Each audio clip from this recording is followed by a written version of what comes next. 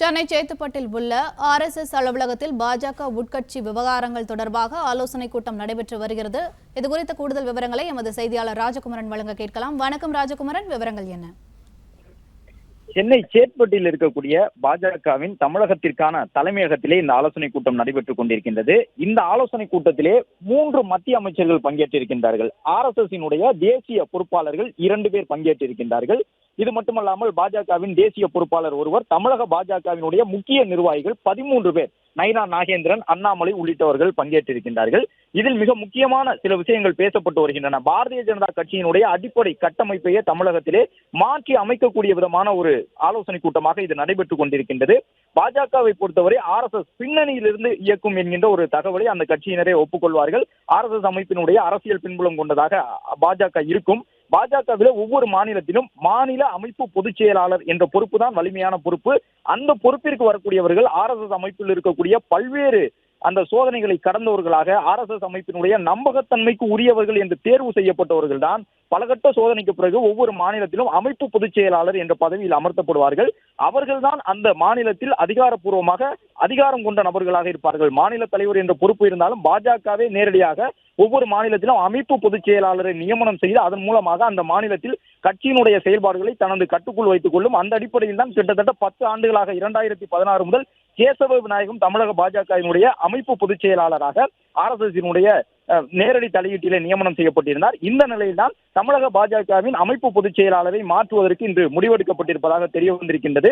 தேர்தல் காலங்களில் ஒருபொழுதும் இதுபோன்ற நடவடிக்கையிலே பாஜகவின் தேசிய தலைமையோ RSS தேசிய தலைமையோ இறங்கியது கிடையாது. என்றாலும் இந்த முறை நேரடியாக தேர்தல் இருக்கக்கூடிய சூழ்நிலையிலும் கேசவ விநாயகத்தை அமைப்பு பொதுச் செயலாளர் பொறுப்பில் இருந்து விடுவித்து ஒரு கூட்டு தலைமையின் கீழே தேர்தல் முடியும் வரை பாஜகவை இயக்குவது என்கின்ற முடிவை தற்பொழுது RSS எடுத்திருக்கின்றது.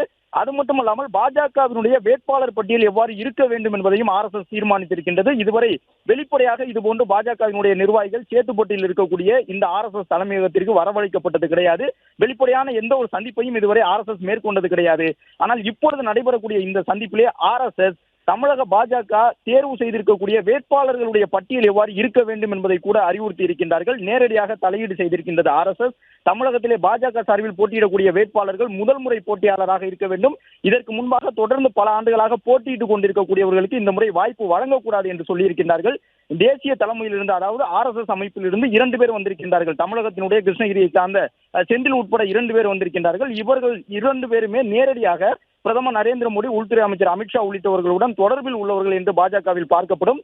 எனவே அதிமுக்கியமான அந்த சந்திப்பிற்கு அவர்கள் வந்திருப்பதன் மூலமாக நேரடியாக பிரதமர் நரேந்திர மோடியினுடைய செய்தியை தாங்கி அவர்கள் வந்திருக்கின்றார்கள். பிரதமரே தலையிட்டு இந்த மாற்றத்தை தமிழக பாஜகவில் செய்ய அறிவுறுத்தி இருக்கின்றார் என்று பார்க்கப்படுகின்றது. அதன் அடிப்படையில் தான் இந்த 13 நிர்வாகிகளும் வரவழைக்கப்பட்டு பாஜகவிலே அமைப்பு பொதுச் செயலாளர் விடுவிக்கப்படுகின்றார். அவர் மீண்டும் RSS பணிக்கு திரும்ப அழைக்கப்படுகின்றார். அதே நேரம் வேட்பாளர் பட்டியல் இவ்வாறு தான் இருக்க வேண்டும், இளம் வேட்பாளர்கள் அதிக அளவில் இருக்க வேண்டும் என்பதற்கான அறிவுறுத்தல் வழங்கப்பட்டிருக்கின்றது. 3 மத்திய அமைச்சர்கள் தற்பொழுது RSS தலைமை அலுவலகத்துக்கு வந்திருக்கின்றார்கள். அவர்களுக்கு முன்பாக தமிழக பாஜகவினுடைய செயல்பாடு தொடர்பாக பல்வேறு கருத்துக்கள் பேசப்பட்டு வருகின்றன.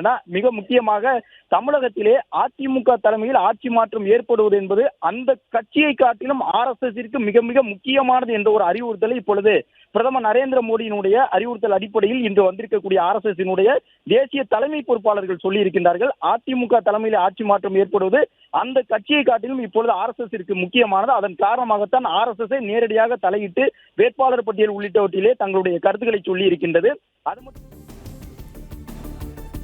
விவரங்களுக்கு நன்றி ராஜகுமரன். பிளே ஸ்டோர் மற்றும் ஆப் ஸ்டோரில் இருந்து பாலிமர் செயலியை QR கோடு மூலம் பதிவிறக்கம் செய்யுங்கள். செய்திகளை உடனுக்குடன் பெறுங்கள்.